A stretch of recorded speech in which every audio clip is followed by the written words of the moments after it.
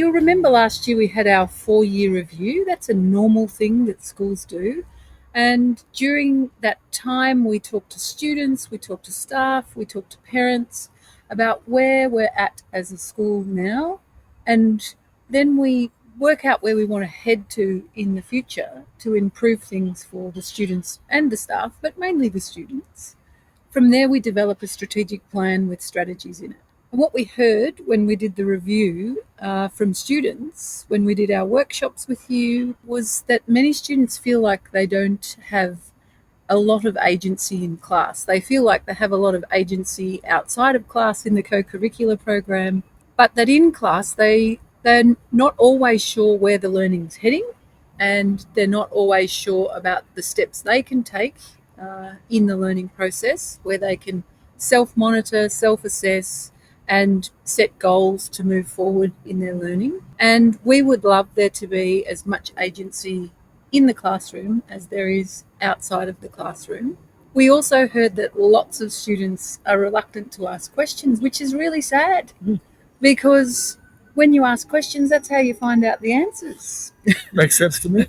And that sometimes they feel a sense of shame about not knowing already. Yeah. But the purpose of school is to learn what you don't know. That's right. If I knew it all, why would I come? Exactly. We also heard from students that test and SAC performance is really a priority for students, and they put all of their thoughts and energy and they measure their success around that only, whereas we want to have students measuring their success around how much they grow in the learning process. So what we identified that we need is a really clear understanding across our whole community, students, staff and parents, about what is actually happening in the brain when you're learning. And if we have this clear understanding of that, then it will put people's mind to rest. When things are challenging, when they don't know, they'll know, well, actually, that's what I'm doing. I'm learning. I'm doing my job here at school. Yeah.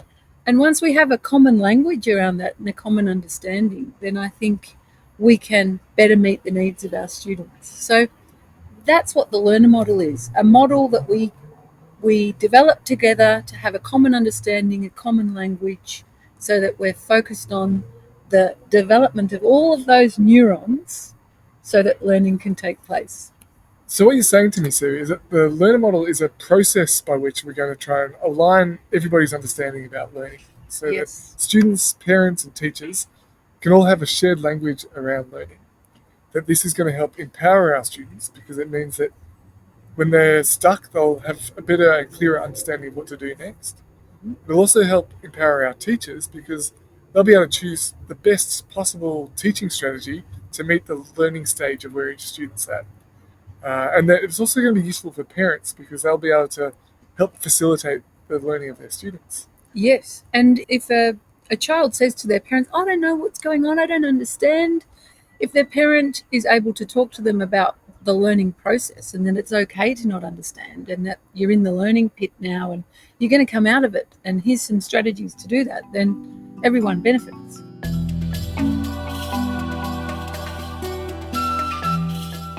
What I'm imagining is that we'll come up with a common document that has common language. We put it into posters. It's around all of the classrooms. We can point to it when we're talking about a certain thing. We can refer to it often. We know what it means, and it's a usable tool.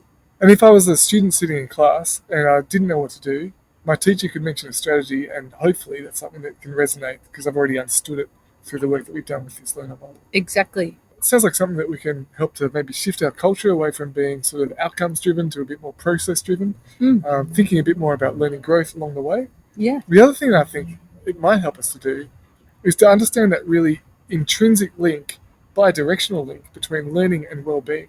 That we know that when we're learning well, that our well-being is improved, and that having good well-being is going to help us to achieve our best when we're learning. Yeah, and what I am hoping is that at a really micro level, if we understand what's happening in our brain at a neurological level, when we are feeling scared or vulnerable, or that we don't know something, and how that impacts on the neuronal growth during the learning process, and and can stand in the way of it, then we can manage that. If we understand what's going on, we know how to manage and regulate ourselves much better and find a way out of it.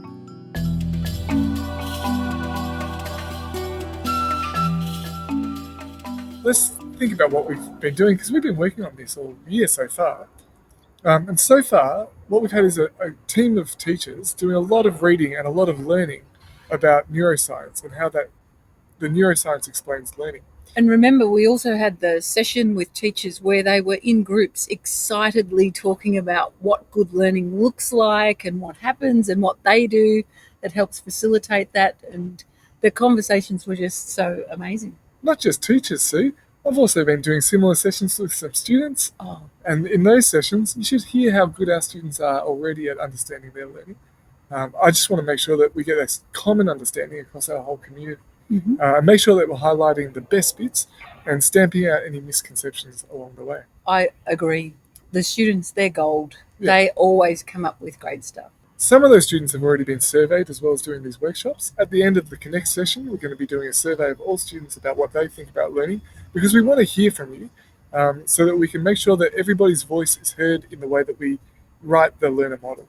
And I love what we're doing here, Sam, is that we're demonstrating that we're learning together through a process, which is kind of the whole point of the thing. Exactly.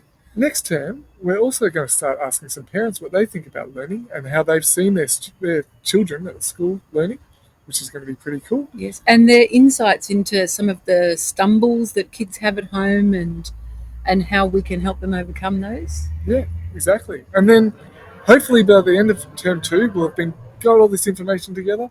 We'll have done some really hard thinking about learning, and we can actually write something that we can all agree on and get behind. And then we'll do a bit of refining, Yep, get a bit of feedback on it, and then in semester 2 launch it. sounds like a plan. And then you wait. We are going to be even better than ever.